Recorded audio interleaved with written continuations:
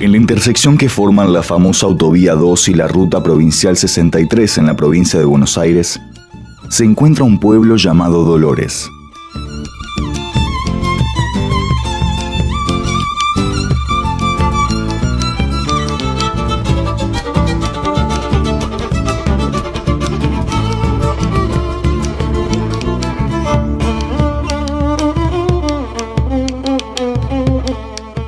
Con una historia que data desde 1817, la ahora ciudad es conocida como el primer pueblo patrio por haber sido fundada el 21 de agosto del mismo año, tan solo un año después de la declaración que conformaría al Estado argentino como un país.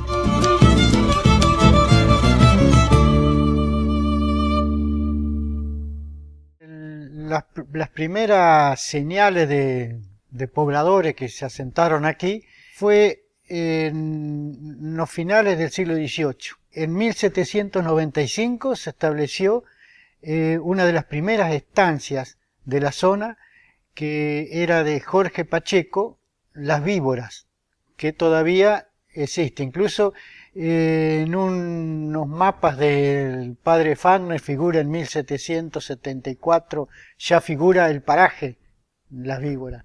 Es decir que al poco tiempo aparece la primera mensura de la zona, que sería esa, la de la estancia Las Víboras, que llegaba hasta lo que ahora es el pueblo de Dolores.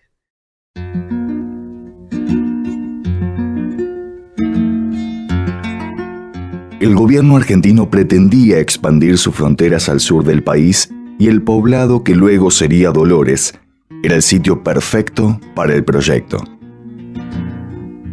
El gobierno designó al capitán Ramón Lara para que con un piquete de milicianos llegara a esta zona, y siempre con la idea de establecer una población. El principal problema de los pueblos fronterizos eran los ataques aborígenes. Por este motivo, se buscaba reunir la mayor población posible con motivos defensivos. Sin embargo, para los habitantes de Dolores, no fue suficiente. El problema que tenían era los eventuales ataques de los malones. Por eso que querían reunirse, y sobre todo para tener una fuerza de seguridad que los cobijara. En el año 1821, el 30 de abril, se produjo un gran malón de indios que eran llamados Pampa, porque venían de Chile, pero como estaban radicados en la Pampa Argentina, los conocían como Pampa.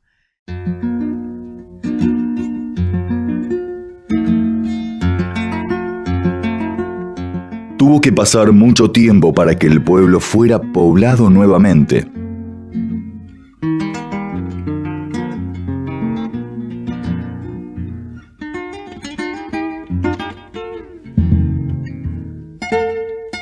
En 1827 y hasta 1831, paulatinamente, volvía a crecer.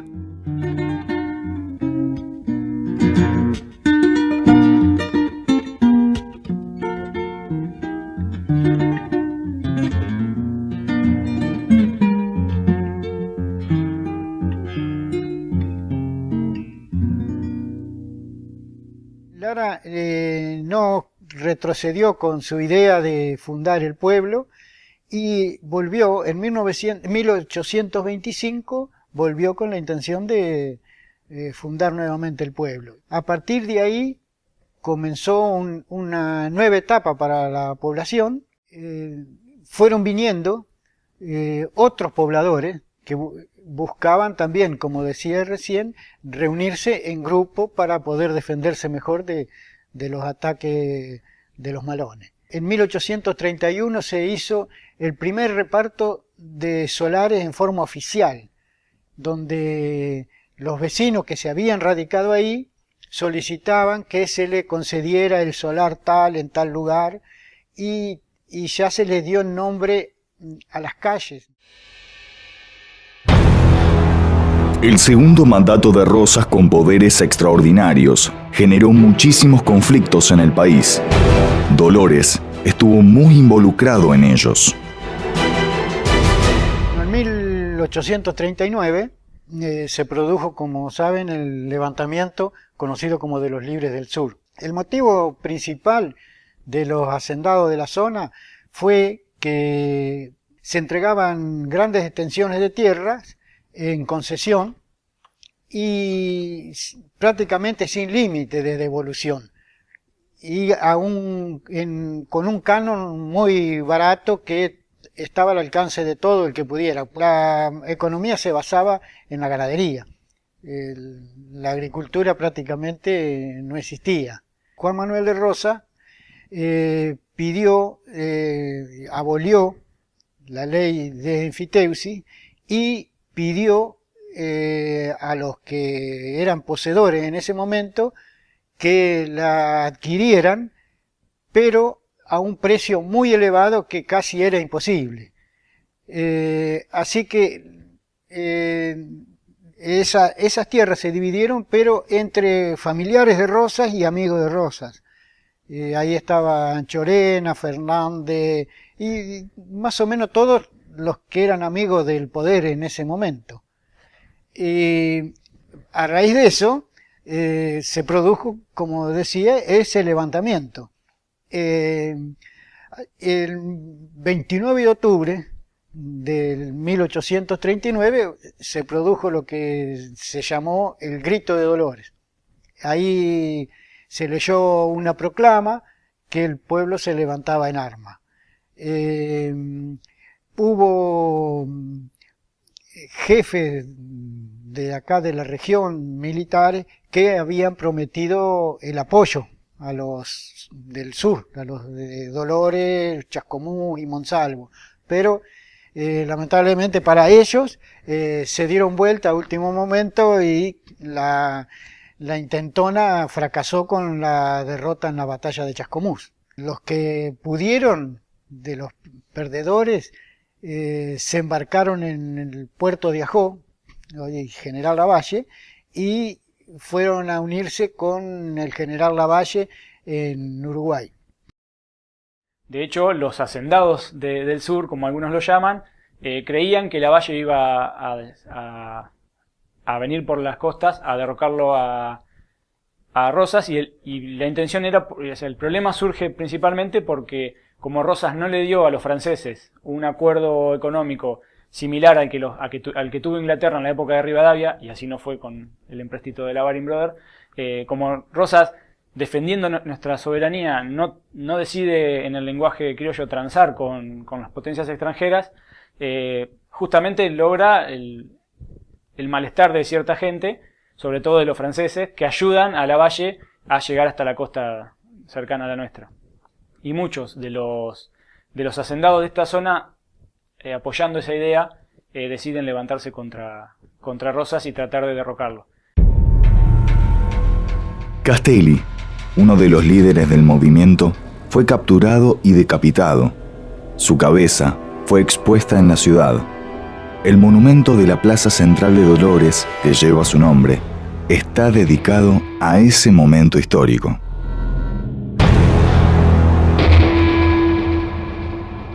Transcurrido ese momento, el gobierno tomó represalias con los que se habían levantado en armas y desmembró lo que era el partido de Dolores, que por el norte llegaba al río Salado, por el este llegaba hasta la bahía de San Borumbón y en el sur lindaba con Monsalvo. Y otra de las cosas que también impulsó el progreso de Dolores fue en 1874 cuando llegó el ferrocarril, y que era Punta de Rieles. Ese fue uno de los motivos principales para que Dolores creciera, porque en esa época los caminos no eran como los que tenemos ahora, entonces el ferrocarril fue el camino de hierro, como le decían, el que impulsó el progreso principal de Dolores. Y Dolores siempre fue la principal estación terminal que había. De Buenos Aires llegaban a Dolores y después de acá salían en distintos rumbos para el sur y el centro de la provincia. Esos fueron los principales motivos del progreso para Dolores. Con respecto a la fundación y a la polémica sobre si Dolores es o no el primer pueblo patrio, yo creo que primero hay que entender que primer pueblo patrio es alguna especie de marca que nosotros utilizamos.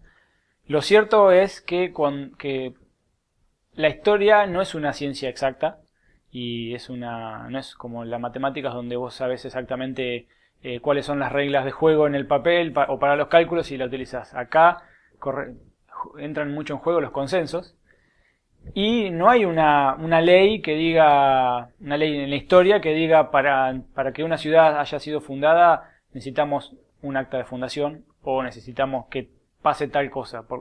Eso no existe. Entonces cuando en la historia hay que decidir la fecha de fundación de un pueblo, ¿qué es lo que se utiliza cuando no hay un acta de fundación o cuando no hay un acto tal vez que diga, bueno, a partir de hoy fundamos esto?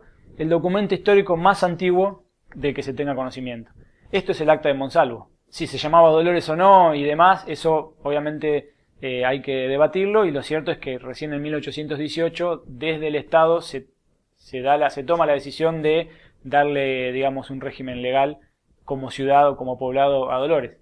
Mi opinión es que está bien tomar la fecha de Dolores como en el año 1817 porque es el documento histórico más antiguo, y si es el primer pueblo patrio me parece que también estaría correcto utilizarlo, pero obviamente está sujeto a cambios de acuerdo al encontrar o no pruebas históricas que demuestren lo contrario. La ciudad de Dolores hoy cuenta con una cantidad que ronda los 25.000 habitantes.